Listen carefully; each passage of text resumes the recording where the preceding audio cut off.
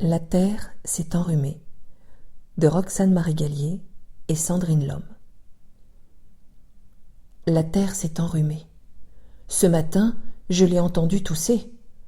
Une quinte de toux a provoqué des secousses légères, un tremblement de terre.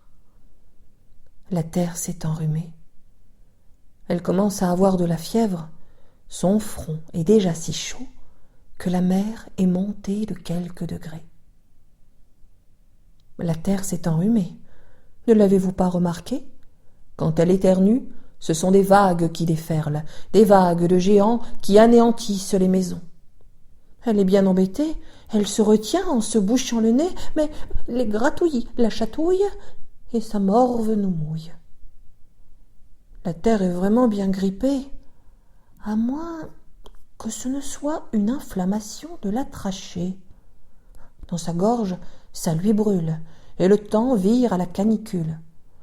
Il ne faudra pas s'étonner si de la lave vient à déborder. Il faut dire que les hommes ont quand même bien exagéré. La pollution, ce n'est jamais très bon. Toute cette fumée noire, la terre, ça lui donne le cafard. Elle ne peut plus respirer. Il faudrait éviter. Utiliser moins d'eau, fermer les robinets, ne pas tout lui voler, la laisser se reposer.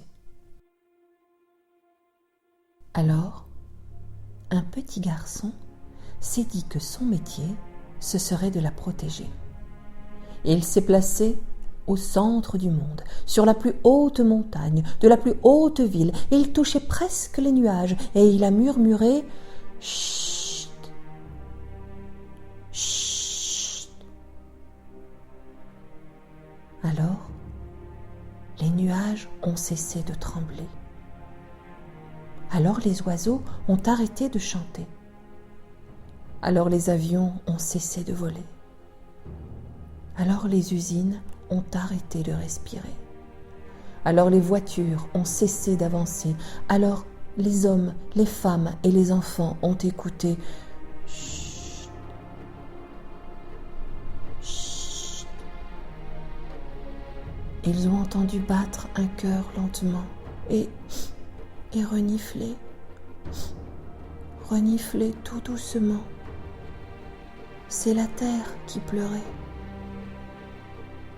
Alors les hommes se sont allongés sur le sol pour la rassurer.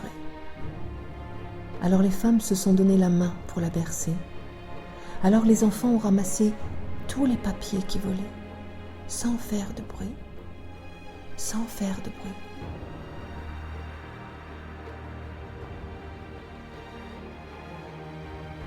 Le petit garçon, au sommet de la plus haute montagne, de la plus haute ville, a attrapé un énorme nuage, le plus gros et le plus gris, et, sans lui faire de mal, il l'a pressé pour que tombe la pluie.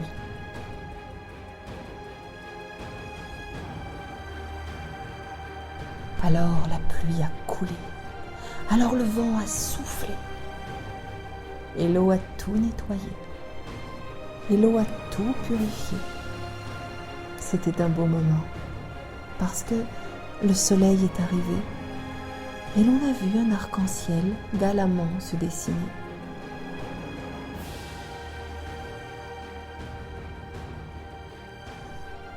Il n'est jamais trop tard pour tout recommencer.